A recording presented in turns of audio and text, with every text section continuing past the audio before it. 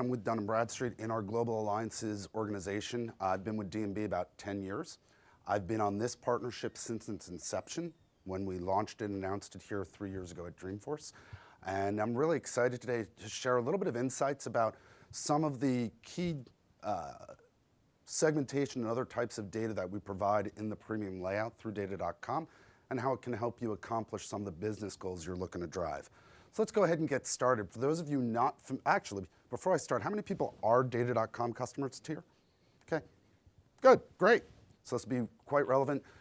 In case you didn't know, D&B, I kind of joke, we run the world's largest customer master project. We go across 200 countries in the world.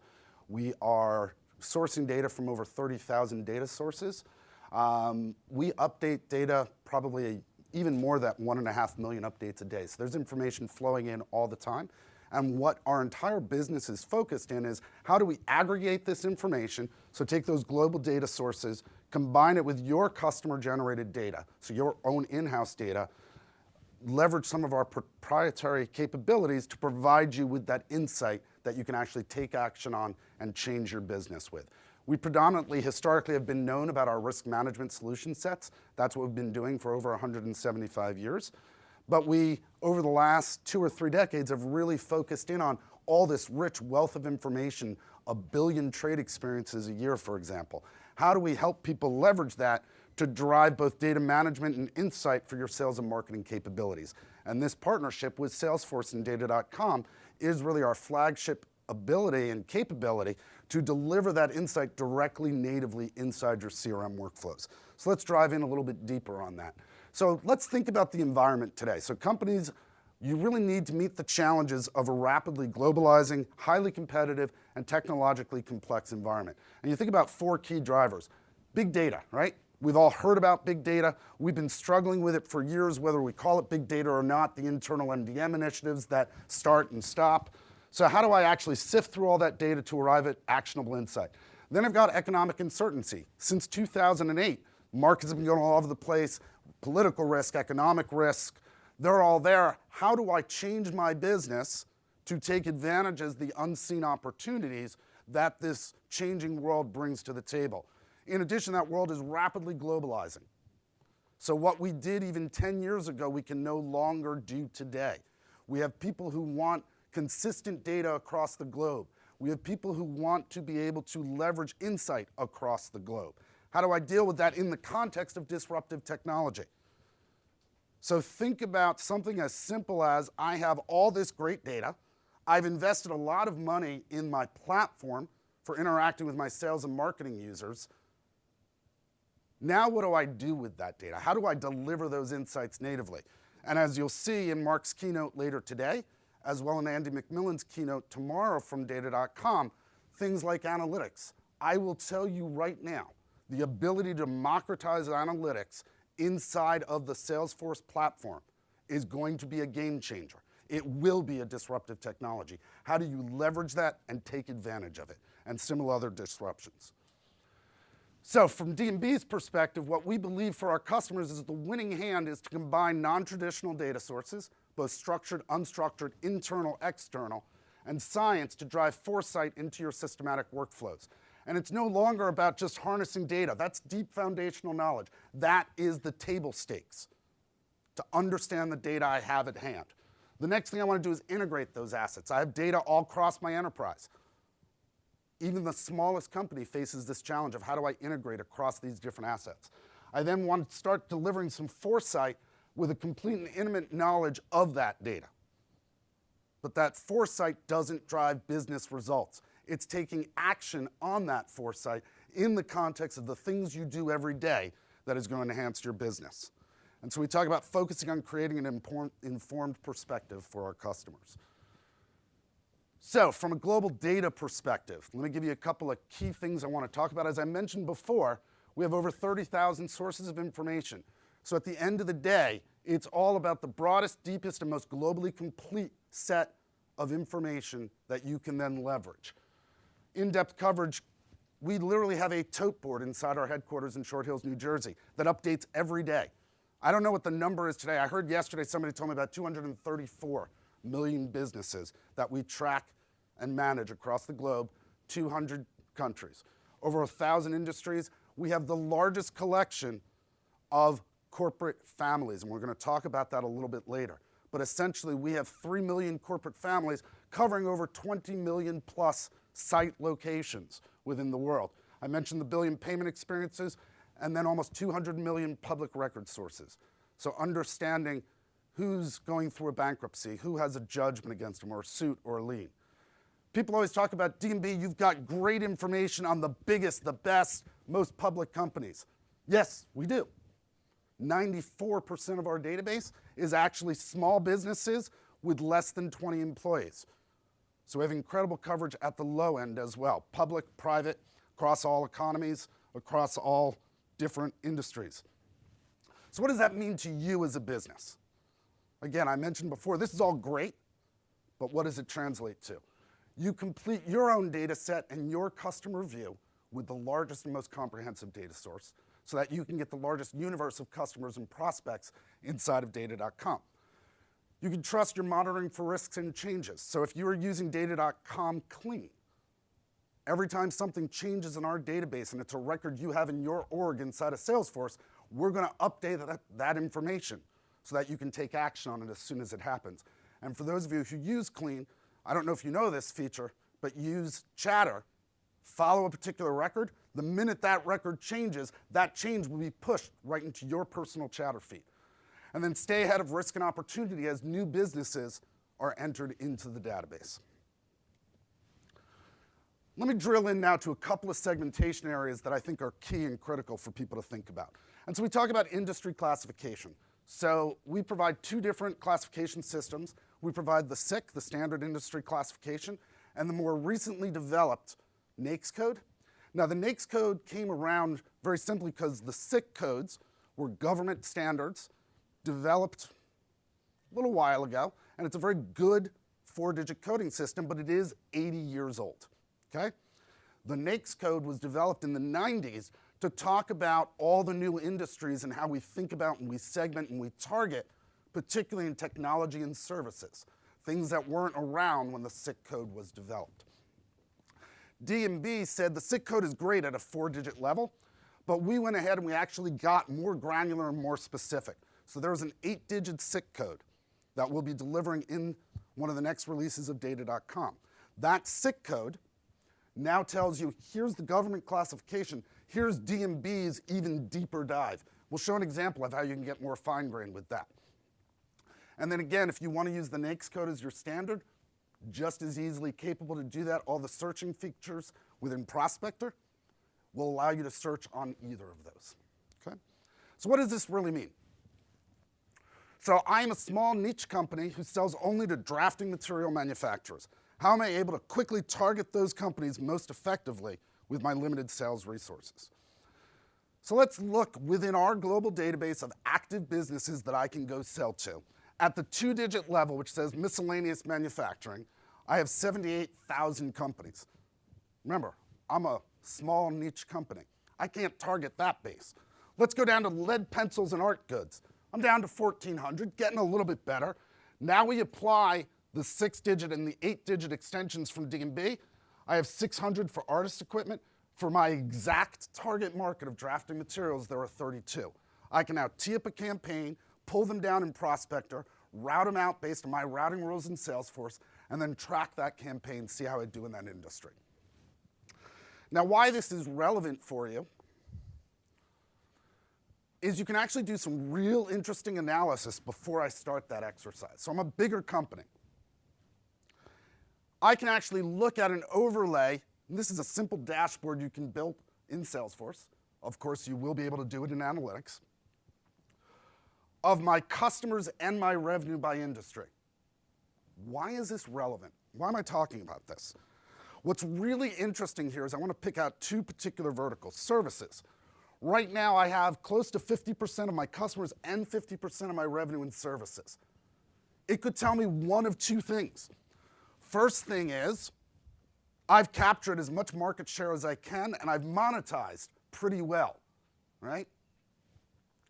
Could also say to me that, no, actually, when I do a market share analysis, I've got a good value prop for this industry, let's go try and capture it. And that's really what construction's about. Small number of customers, high level of revenue relatively.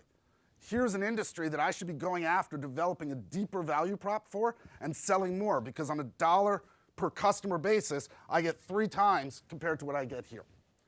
And finally, there's one other industry I want to look at, which is retail. One of 2 things is happening here. I have an incredibly low revenue per customer metric. Either my value prop is horrible to retail, or I'm selling something highly commoditized and I need to make a decision as to, I really want to support 10% of my customers that are paying me probably, I didn't do the math on this, but it's probably 20 or 30 times less than I'm getting in other industries. So I have a decision, either increase my value or get out of that market. Those are my only 2 options, because this is highly unprofitable. Now, there is, for those of you who've ever dealt with retail as a customer, they are also historically the ones who will beat you up the most on price. So it's not surprising that retail came out this way. Now, revenue and employee counts. Let me talk about this a little bit. So industry classification, just so you know how we do it, it is based on the primary line of business that people report in their financials if they're public, or through our various other data sources. And there can be up to 6 SIC codes in the database. For revenue and employee accounts, again, if they are publicly reported, we'll take it right off of their 10K. If they're not, some of them self-report, or we can get it through other industry sources. If they are unavailable, we will actually model it based on geographic region. I probably don't have somebody in the middle of Eastern Europe doing a $2 billion business with 10 employees. Highly unlikely. I can also look at their high credit, the population size in their local geography, what industry they're in, and age of business. So all of our historical data allows us to accurately model what the revenue employee counts will look like. In data.com Premium, we will tell you if it is estimated against the field. So when you'll see total revenue or total employees, there is an indicator next to it. Is it modeled or not? Actual or modeled? Final example I want to use. Let me go into legal structure and then I'll get to my final example. So here I want to look at, how do I treat businesses, right? I need to understand the difference between a sole proprietorship and a corporation. I will sell to them differently. They will buy differently. So again, I can segment my customers on what type of business they are. This is my location status. And then the D&B corporate linkage. I'm not going to spend a lot of time talking about it. If you want to know about that, we have another session tomorrow morning. All you want to know about D&B data and the DUNS number, that includes our linkage. But real quickly, I just want you to talk about, we basically track the legal hierarchy of a company, how they have incorporated each entity. And the top level company across the globe will be their global ultimate.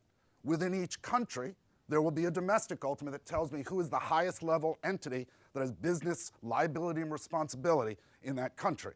Then there may be headquarters and parents for each of the subsidiaries. And finally, there are branch locations that are just the actual point of business, but the liability and the roll-up of revenue happens at the headquarters of the parent location. So I did talk about at the beginning our analytics. And basically, D&B, one of the things we do in addition to this great aggregation of customer information is we then take all that information and apply state-of-the-art analytics to that to deliver the insights to you. And basically, over the last year and a half or so, we have rolled out into market new sets of capabilities that are unmatched by any other company in the world. So the combination of the science and the content we have today, both from our own content and customers' content, allows us to deliver these analytics that are unmatched in the market. What I can do with that in these use cases is profile my top customers and target prospects that have the similar potential. Really interesting use case. Predict and then bypass future credit and supply chain risk. So I can understand what my customer is going to do in the future. Allows me to focus my resources more effectively. Let me give you one really quick example. One of the scores that we have combined in data.com Premium is called our marketing pre-screen. You'll see it labeled on the screen as delinquency risk. And basically, I'm trying to predict who is going to fail to pay a bill within 90 days. Okay? Some point in the next 12 months. And the largest bucket is low risk. I have a medium risk and a high risk. What does this mean though? If I go and I start building a profile, I want to sell to bakeries in St. Louis. Here I have 8 bakeries, look exactly the same when I talk about their firmographics, so descriptive information. Same city, same size, same years in business, same industry. If I apply the delinquency risk, I actually have a very interesting insight. These 3 are highly likely not to pay me on time. If I'm a company that is cash flow sensitive, I'm going to suppress these, and I'm going to target the other 5. So I can use our analytics to help me target which companies to go after. So just some key takeaways. The content from D&B delivered inside of data.com natively in the platform delivers a set of repeatable processes to cleanse, validate, and enhance your global customer and prospect data, provide you a single view of the customer based on our unique identifier, the DUNS number. You can segment by a variety of attributes, industry, size, corporate family, and find companies that look most like your best ones, and then leverage our analytics to predict what the customer is going to do in the future. So that's that foresight, and then take action to maximize the business result. And then finally, maintain the integrity of the customer data throughout the whole process. If you want more information on our analytics and insight delivered within the Analytics Cloud tomorrow afternoon at 5:30, Moscone West, the Analytics Cloud Theater, I'll be delivering a presentation on that exact topic. So with that said, let me turn it back over to Mia. All right, so we are just about at our meeting time here. Obviously, I think we've wanted to cover some topics to help you understand how it is that customers use the data available from D&B, native in Salesforce, to do some analytics and some segmentation. At this point, we can open it up to questions, or if you'd like to hang around afterwards, we can stick around as well. I'm just curious, like we have D&B data coming into our instance. If we're looking to target, let's say the pharmaceutical area, and you've got a company that may do pharmaceuticals, but it also does a different market segment as well. Like right now, we're kind of, I'm sure it's probably how we've got it set up in our Salesforce, but we only see the D&B market segment for, like for example, the data field or the data we receive from D&B could have up to 6 different market segments. So for us, I think we're struggling with how do we know, or how do we, I mean, we're just picking the first one right now, but how do we identify, I mean, I wonder how other people deal with that. Like, how do you know? So let me give you the simple answer to your question. So the 6 SIC codes are actually in order of the percentage of their business that we believe they do towards that line of business. So if pharmaceuticals is first, that's their primary business, definitely want to target them. After you've gone through that, you might want to drop down and start picking up some of the 2s and the 3s. When you get down to 5 and 6, it's a side business for them most likely. Okay, so the first one actually does, there is a priority. That's their primary industry code. Got it, okay. And then in the back of the room, please. Oh, you were recording. Sorry. I have 2 questions. Sorry I was a little bit late. If you already talked about it, let me know and I'll come afterward. To 2 questions. We use Dun & Bradstreet, like the raw data. We use data.com and Hoover's, and I was wondering if you can speak to the sources of that. Is that one database? It doesn't seem like that because we've seen anomalies that don't agree. So the short answer is yes, it is one database. The actual delivery platforms may deliver on different timelines. So for example, we're delivering data to data.com in a certain frequency. You're coming in through some of our native platforms, whether you get it the raw file. So that file is as accurate as the date we cut it for you. Hoover's is as accurate as the moment you pull it up. So there can be latency issues. We are working internally to reduce those significantly. However, with a file-based one versus a real-time platform, you will always have latency. The day I cut that file to you, the next day I just did 1 million updates. What about data.com? Data.com versus Hoover's? Again, data.com is not sourced in the moment in time as you pull it, so we are doing some latency. It's not massive, but it is potentially, when you look at a Hoover's record, it may have gotten updated yesterday. We may not have gotten that change. Another thing we're looking to do over the next year is actually move to more real-time updates. So literally, it would be just the same if you go online with one of our platforms that are real-time, you go online within data.com. Got it. Yeah. And sorry, the second question was the headquarters. So we're trying to do a total addressable market and load that all into our database. And we're coming across the similar entries, like a holdings company and the same address, and they're all labeled headquarters. So we're trying to figure out how to distinguish between the right account, the primary, really. Yep. Yeah, so one of the ways you can do that is, do you use Premium with data.com? Yeah, so with Premium, you've got the linkage in there. So what may be useful, so I'll give you a real quick example, D&B. We are incorporated in New Jersey. Actually we're incorporated in Delaware, but our headquarters are in New Jersey. We have an operating entity and a holding company at the same location. So you'll actually see, however, one is a domestic ultimate, which is the operating entity, one is the global ultimate. Typically, holding companies will be listed as domestic or global ultimates, so you can use that combination of the two.